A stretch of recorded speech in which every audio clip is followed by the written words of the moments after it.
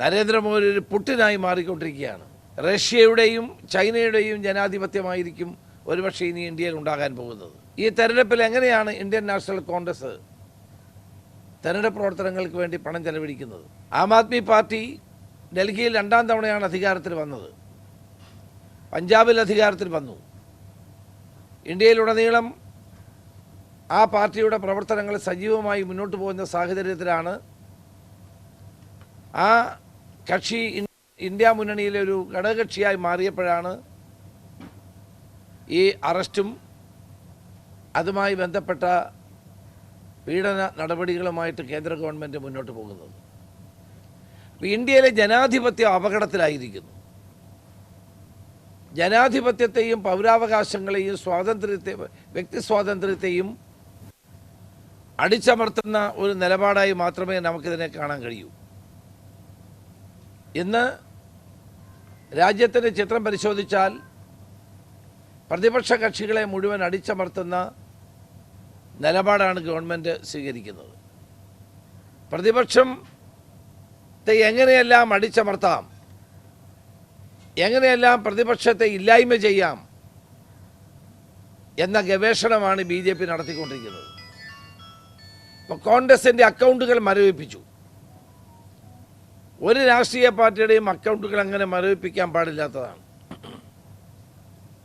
2019 ഏതോ കണക്ക് കൊടുത്തില്ല എന്ന് പറഞ്ഞുകൊണ്ട് കോൺഗ്രസിൻ്റെ അക്കൗണ്ടുകൾ മുഴുവൻ മരവിപ്പിക്കുന്നു. അപ്പീലിന് പോകുമ്പോൾ അത് കോടതി പോകാൻ പറയുന്നു. കോടതി തീരുമാനമെടുക്കാൻ സ്വാഭാവികമായി കാലതാമസം ഉണ്ടാകുന്നു. ഈ തെരഞ്ഞെടുപ്പിൽ എങ്ങനെയാണ് ഇന്ത്യൻ നാഷണൽ കോൺഗ്രസ് തെരഞ്ഞെടുപ്പ് പ്രവർത്തനങ്ങൾക്ക് വേണ്ടി പണം ചെലവഴിക്കുന്നത്? എങ്ങനെ ഞങ്ങൾ മാധ്യമങ്ങളിൽ പരസ്യം കൊടുക്കും? സ്ഥാനാർത്ഥികൾക്ക് പാർട്ടി നൽകുന്ന സഹായം എങ്ങനെ എത്തിക്കും? അപ്പോൾ ലെവൽ പ്ലേയിങ് ഗ്രൗണ്ട് രാഷ്ട്രീയ പാർട്ടികൾക്ക് തെരഞ്ഞെടുപ്പിൽ നൽകേണ്ടത് അനിവാര്യമാണ്.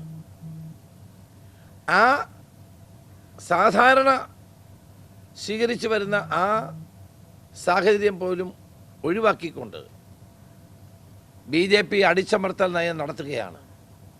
കോൺഗ്രസിൻ്റെ അക്കൗണ്ടുകൾ മരവിപ്പിച്ചു, യൂത്ത് കോൺഗ്രസിൻ്റെ അക്കൗണ്ടുകൾ മരവിപ്പിച്ചു. അതിൻ്റെ അർത്ഥം പാർട്ടി ഒരു രൂപ പോലും തെരഞ്ഞെടുപ്പിന് വേണ്ടി ചെലവഴിക്കാൻ പാടില്ല എന്നുള്ളതാണ്. സമയം ഭരണം ഉപയോഗിച്ചുകൊണ്ട് കോടിക്കണക്കിന് രൂപ BJP ഈ തെരഞ്ഞെടുപ്പിന് വേണ്ടി ചെലവഴിക്കുകയാണ്. കോർപ്പറേറ്റുകൾക്ക് വേണ്ടിയിട്ടുള്ള ഭരണമായതുകൊണ്ട് കോർപ്പറേറ്റുകൾ വൻതോതിൽ അവരെ സഹായിക്കുകയാണ്. അതാണ് ഞാൻ പറഞ്ഞത്, നമുക്കൊരു ലെവൽ പ്ലേയിങ് ഗ്രൗണ്ട് ഈ തെരഞ്ഞെടുപ്പിൽ ഭരണകക്ഷിക്കും പ്രതിപക്ഷത്തിനും തമ്മിലില്ല. പ്രതിപക്ഷ നേതാക്കന്മാരെ കേജ്രിവാളിനെ പോലെയുള്ള ജനങ്ങൾ അംഗീകരിക്കുന്ന, ജനങ്ങൾക്ക് താല്പര്യമുള്ള നേതാക്കന്മാരെ ജയിലിലടയ്ക്കുക, പാർട്ടിയുടെ ഫണ്ടുകൾ മരവിപ്പിക്കുക.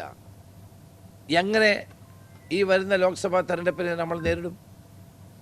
എങ്ങനെ മുന്നോട്ട് പോകാൻ സാധിക്കും? ഈ ഒരു അവസ്ഥാവിശേഷം ഒരു കാലത്തും ഇന്ത്യയിൽ ഉണ്ടായിട്ടില്ല. ഇത് അടിച്ചമർത്തൽ നയമാണ്. ജനാധിപത്യത്തെ പരിപൂർണമായി ദുർബലപ്പെടുത്തുന്ന നീക്കമാണിത്.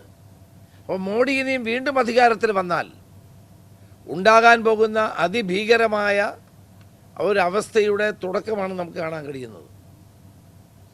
ഇപ്പോൾ തന്നെ ഇന്ത്യൻ ഭരണഘടന മാറ്റും, ഞങ്ങൾക്ക് 400 കൂടുതൽ സീറ്റ് കിട്ടും എന്ന് കേന്ദ്രമന്ത്രിമാർ വരെ പരസ്യമായി പ്രഖ്യാപിക്കുകയാണ്. റഷ്യയുടെയും ചൈനയുടെയും ജനാധിപത്യമായിരിക്കും ഒരുപക്ഷെ ഇനി ഇന്ത്യയിൽ ഉണ്ടാകാൻ പോകുന്നത്. നരേന്ദ്രമോദി ഒരു പുട്ടിനായി മാറിക്കൊണ്ടിരിക്കുകയാണ്. റഷ്യയിലെ പ്രതിപക്ഷ നേതാവിനെ പോലും കൊലപ്പെടുത്തിയ സംഭവം നമ്മൾ പത്രങ്ങളിൽ വായിച്ചതാണ്. അപ്പോൾ പരിപൂർണമായി എതിർ ശബ്ദങ്ങളെ അടിച്ചമർത്തിക്കൊണ്ട് ഏകാധിപത്യം നടപ്പാക്കാനുള്ള നീക്കത്തിനെതിരെ ജനങ്ങൾ ജാഗരൂകരായിരിക്കണമെന്നാണ് കോൺഗ്രസിന് പറയാനുള്ളത്.